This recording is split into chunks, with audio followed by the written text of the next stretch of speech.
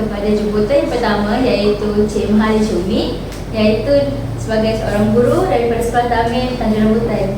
Puan sihat ke? Sihat. Dan juga Encik Al-Amin, iaitu sebagai seorang pesara askar. Sihat ke? Alhamdulillah sihat. Jadi saya ingin mengucapkan selamat datang ke Coffee with Mira yang akan berlangsung pada hari ini. Jadi sebagai seorang pengacara, saya percaya bahawa pemahaman yang kuat tentang asas pembinaan negara ini sangat penting untuk menciptakan negara yang kuat dan adil. Pembinaan negara adalah proses yang melibatkan elemen dan prinsip asas yang menyumbang kepada penumbuhan, pembangunan dan pertumbuhan sebuah negara. Ini melibatkan kerjasama antara individu, komuniti dan institusi untuk menciptakan negara yang kukuh dan bersatu. Jadi untuk proses ini, aspek-aspek yang penting antara ini ialah aspek politik, sosial dan ekonomi dan budaya harus dipertimbangkan dengan cermat. Asas kedaulatan negara juga menjadi faktor penting dalam pembangunan negara. Kedaulatan negara menegaskan bahawa sebuah negara memiliki hak untuk mengatur urusan dalam wilayahnya sendiri tanpa campur tangan dari negara yang lain. Setuju ke dengan saya? Setuju. Okay. Jadi saya juga ingin bertanya pendapat Saudari Mahali Syumi tentang asas pembinaan jati diri yang perlu ada dalam setiap individu. Bolehkah saudara terangkan? Sebab sejahtera, terima kasih pengacara majlis untuk menjemput saya untuk membuat bicara hari ini. Okey. Sebelum kita tahu tentang apa itu pembinaan jati diri, kita tahu apa itu jati diri. Jati diri ini rangkuman nilai, budaya, bahasa, pegangan, fahaman dan pandangan jagat sesuatu kaum. Yang jati diri ini timbul daripada nilai-nilai tersebut yang membentuk watak, sifat pribadi, cara berfikir, cara hidup dan penampilan diri yang melambangkan tradisi bangsa dan jati diri sesuatu kaumnya. Jati diri ini wujud daripada susul galur sejarah yang menjadi panduan kepada semua warga negara dan harus disemat dalam diri sendiri. Proses pemerkasaan negara dapat dinobatkan sekiranya sejarah memperkasa, sejarah hanya akan meruntuhkan jati diri perpaduan negara. Khususnya, perlembagaan persekutuan tidak pernah membimbingkan sejarah. Contohnya dalam laporan Surut Reid diketuai oleh Lord Reid, faktor sejarah ini amat ditekankan. Okay. Perlembagaan persekutuan memelihara elemen tradisi dan identiti negara seperti sistem pemerintahan raja perlembagaan, agama Islam, bahasa Melayu dan kedudukan istimewa orang Melayu. Setuju ke? Saya setuju. Setuju ya? Unsur-unsur tradisi dan identiti negara dalam peruntukan perlembagaan persekutuan juga berperanan dalam membentuk rupa bentuk penduduk Malaysia yang berbilang kaum dan mempunyai jati diri yang sangat kuat. Yang ni pendapat saya lah. Terima kasih Saudari Mahali Syumi atas pendapat dan penerangan yang telah diberi. Saya sangat setuju dengan penerangan yang diberi oleh Saudari Mahali Syumi. Encik Amin setuju? Saya sangat setuju. Okey. Baik, tuan-tuan dan puan sekalian, seperti kita tahu Malaysia merupakan sebuah negara yang aman dan damai, betul? Betul. Hal ini demikian kerana Malaysia telah merubuhkan Perlembagaan Persekutuan Malaysia yang bermula pada tanggal Malaysia Merdeka, iaitu pada tahun 57 pada tarikh 31. Okey, betul. Okey, jadi Perlembagaan Persekutuan Malaysia memainkan peranan yang sangat penting, terutamanya dalam banyak aspek. Antara aspek yang penting tersebut ialah dapat menjamin hak-hak asas dan kebebasan bagi setiap rakyat untuk bersuara, untuk memberikan pendapat, juga untuk menggariskan prinsip-prinsip asas seperti kedaulatan undang-undang, kesaksamaan, kebebasan beragama dan bersuara. Perlembagaan persekutuan juga mengandungi pelbagai perkara lain seperti kuasa-kuasa negara, sistem pemerintahan dan perlindungan hak-hak individu daripada diperdagangkan oleh manusia yang lain. Okay, jadi selaku pengacara, saya ingin bertanyakan Saudara Amin pula, adakah hubungan etnik ini menghadapi cabaran-cabaran dalam membina sebuah negara yang aman dan damai? Bolehkah Saudara Amin mengemukakan pendapat cabaran yang dihadapi oleh hubungan etnik tersebut? Untuk pendapat saya, jadi dalam mengekalkan hubungan ini sudah pasti terdapat cabaran-cabaran yang akan berlaku. Jadi bagi pendapat saya urai dari aspek politik. Jadi Malaysia ni terdapat kepelbagaian kaum. Jadi hal ini menyebabkan masyarakat masing-masing menemukan persatuan dan parti politik yang berasaskan pada kaum masing-masing.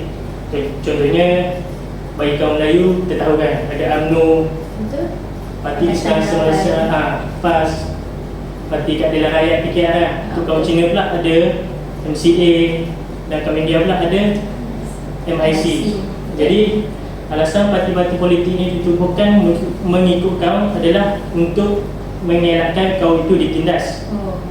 Hakikatnya sebenarnya perjuangan mereka lebih mementingkan pembelaan terhadap kaum masing-masing, kaum Melayu, kaum Cina dan kaum India. Jadi politik yang berasaskan kaum ini sering kali menimbulkan ancaman yang besar terhadap kesejahteraan negara. Lebih teruk lagi, terdapat parti politik yang mempertikaikan kuasa raja-raja Melayu dan status kedudukan orang-orang Melayu. Mereka mahukan kuasa raja-raja ini dihapuskan dan ingin hak kesamarataan untuk semua kaum, sama seperti kaum Melayu. Hal seperti ini hanya membangkitkan lagi kemarahan orang-orang Melayu dan mungkin boleh mencetuskan ketegangan. Itulah pendapat saya. Setuju ke? Saya setuju. Bagaimana Cik Malu Jumi, setuju atau tidak? Setuju juga. Okey. Jadi terima kasih saudara Al-Amin kerana sudi mengkongsikan pendapat anda. Okey, macam mana pula dengan saudara Mahathir Syumi tentang cabaran yang dihadapi oleh hubungan etnik di Malaysia? Boleh bagi saya pendapat sikit? Boleh? Terima kasih. Dari segi ekonomi, ekonomi ini dominasi sektor pekerjaan, iaitu wujud jurang yang luas dari segi penguasaan ekonomi dan ketidakseimbangan pendapatan. Tiap-tiap etnik berseru untuk mendapatkan hak dan keuntungan yang lebih besar daripada pertumbuhan ekonomi dan peluang ekonomi yang wujud. Contohnya, orang India kena kerja dekat estate-estate untuk pertanian, perladangan semua tu. Orang Cina pula mereka pendapatan di bandar dan buat kerja perhubungan, dan orang Melayu juga mereka buat pertanian di kawasan-kawasan kampung. Hal ini menyebabkan jurang antara mereka. Kedua pula, perbezaan pekerjaan iaitu menghalang interaksi yang lebih kerap, iaitu mereka masing-masing tergolong dalam kawasan tersebut dan tidak berinteraksi sesama mereka. Interaksi yang berlaku di kalangan etnik yang sama juga menyebabkan cabaran yang utama dalam kalangan masyarakat ini. Serta terdapat juga ada perkauman, sikap semangat perkauman yang menebal dalam suatu etnik tertentu, menyebabkan pergaduhan, perselisihan faham antara mereka. So inilah yang jadi cabaran dari segi ekonomi dan menyebabkan perselisihan dalam kaum sampai sekini lah. Okay, saya setuju dengan apa yang Cik Mahathir Syumi katakan tadi. Terima kasih bagi pendapat. Saya setuju juga dengan pendapat Encik Al-Amin. Jadi bagi aspek sosial pula, pada pendapat saya, hubungan etnik terpaksa menghadapi isu perasaan negatif seperti stereotip, prejudis, diskriminasi dan sebagainya lah. Okay, jadi perasaan negatif ni sangat-sangatlah tidak baik kerana dapat menyebabkan terjadinya ketegangan sosial seperti kegaduhan antara kaum satu sama lain lah. Perasaan ini juga berpunca daripada ketidakfahaman atau persepsi yang salah terhadap budaya yang lain. Hubungan etnik juga menghadapi masalah kurangnya pemahaman. Misalnya, kaum lain tidak dapat bertutur dengan lancar dalam bahasa Melayu sehingga menyebabkan ketidakfahaman sehingga mewujudkan konflik yang teruk sehingga jadi perbalahan. Adakah Cik dan Encik bersetuju dengan saya? Saya sangat setuju dengan pendapat. Betul. Memang pendapat pengacara itu memang betul lah. Okay, terima kasih. Okey, jadi setiap masalah pasti ada dalam penyelesaiannya. Jadi apakah usaha-usaha yang dapat kita lakukan bagi mengatasi masalah ini? Boleh tak saya nak mendapatkan pandangan Encik Al-Amin untuk tentang usaha-usaha yang kita boleh lakukan bagi mengatasi masalah hubungan etnik dan cabarannya lah. Jadi antara usaha kerajaan bagi mengatasi masalah etnik ni yang saya nampak lah, pertama sekali kerajaan telah merangka satu dasar ekonomi baru. Dasar ini dinamakan sebagai dasar ekonomi baru, DEB atau setiap tadi DEB. Okay, dasar ini mempunyai satu objektif utama, iaitu untuk membasmi kemiskinan dan menyusun semula masyarakat. Menyusun semula masyarakat itu bermaksud menyusun jurang pendapatan supaya tak berlaku perbezaan yang besar. Memperbarui balik. Supaya macam masyarakat Cina pendapatan lebih tinggi daripada masyarakat, nak menyeimbangkan maksudnya. Betul. Jadi matlamat utamanya adalah merekrut pekerja di pelbagai sektor ekonomi dan pekerjaan. Jadi melalui DEB ini akan mewujudkan lebih banyak lagi peluang pekerjaan, di mana hal ini akan menyeimbangkan lagi pendapatan rakyat supaya tidak berlaku perbezaan jurang pendapatan yang besar antara kaum-kaum Melayu, kaum Cina, kaum India, terutamanya di kawasan bandar, di kawasan luar bandar. Hal ini secara tidak langsung dapat mengurangkan masalah kemiskinan yang berlaku dan menghindarkan rasa tidak puas hati antara satu sama lain. Contohnya, kalau masyarakat Cina pendapatan lebih tinggi, mungkin masyarakat Melayu akan dengki dan berlaku pergaduhan. Jadi hal ini akan mewujudkan sikap saling menghormati dan perpaduan antara rakyat berbagai kaum melalui DEB. Itu saya. Terima kasih Saudara Al-Amin. Saya setuju dengan pendapat saudara, iaitu melalui usaha DEB ataupun dikenali sebagai dasar ekonomi baru. Okey. Tujuannya adalah untuk menghapuskan kemiskinan bagi semua kaum. Bagi semua kaum. Okay. Terima kasih Encik Al-Amin. Seterusnya, boleh tak saya dapatkan pendapat ataupun isi daripada Saudari Mahathir Cumi tentang usaha-usaha yang kita dapat lakukan bagi mengatasi cabaran yang terdapat dalam hubungan etnik? Seperti yang kita tahu, Malaysia ini terdiri daripada berbilang kaum, iaitu Melayu, Cina dan India. Masih pergaduhan dan perselisihan antara kaum masih berlaku. Oleh itu, kerajaan kita ada melakukan satu pertubuhan dasar kebudayaan kebangsaan.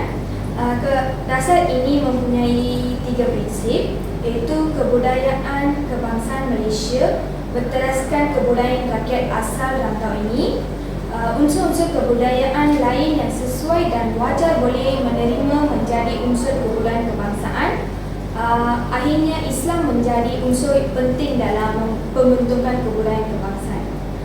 Ketiga-tiga prinsip ini mewujudkan sikap toleransi dan sikap perpaduan kaum antara semua etnik yang terkandung dalam negara kita, boleh bersatu padu dan berinteraksi sesama mereka tanpa sebarang masalah dan ada yang macam mereka ni tak ketidakpuasan ke atau yang tu kan, so boleh edakan lah dalam melalui dasar ni. Okay, terima kasih Saudari Mahathir Cumi atas pendapat yang diberikan sebentar tadi. Saya sangat setuju dengan cadangan usaha tersebut. Okey, jadi kesimpulannya yang saya dapat lakukan di sini ialah hubungan etnik di Malaysia adalah aspek yang sangat penting dan kompleks dalam pembangunan sesebuah negara, terutamanya di Malaysia lah. Negara ini terdiri daripada pelbagai suku, agama dan budaya yang berbeza-beza, dan pemahaman tentang hubungan etnik sangat penting untuk menciptakan masyarakat yang harmonis dan tiada pergaduhan. Pemerintah juga memiliki peranan yang penting dalam membangunkan hubungan etnik yang harmoni. Mereka harus memastikan keadilan, kesetaraan dan perlindungan hukum bagi semua warga negara tanpa memandang latar belakang yang berbeza-beza. Contohnya kaum Melayu, India, Cina, Baba-Nyonya dan sebagainya lah. Jadi kesedaran akan perbezaan dan penghormatan terhadap budaya, agama, tradisi masing-masing dapat membuatkan lagi ikatan antara kaum yang berbeza-beza tersebut. Jadi kita sebagai rakyat Malaysia kenalah bersatu padu supaya tiada pergaduhan yang sehingga menyebabkan berpecah-pecah. Jadi takat ini saja perbincangan yang dilakukan dalam Coffee with Mira pada hari ini. Saya mengucapkan ribuan terima kasih kepada Encik Al-Amin dan Cik Mahathir Syumi atas kehadiran anda di sini. Jadi itu saja, sekian, terima kasih. Okey. Terima kasih. Terima kasih. Okay, terima kasih. Jadi kita tamatkan perbincangan pada hari ini dengan minum-minum petang yang ditaja oleh Coffee with Mira. Terima kasih. Terima kasih.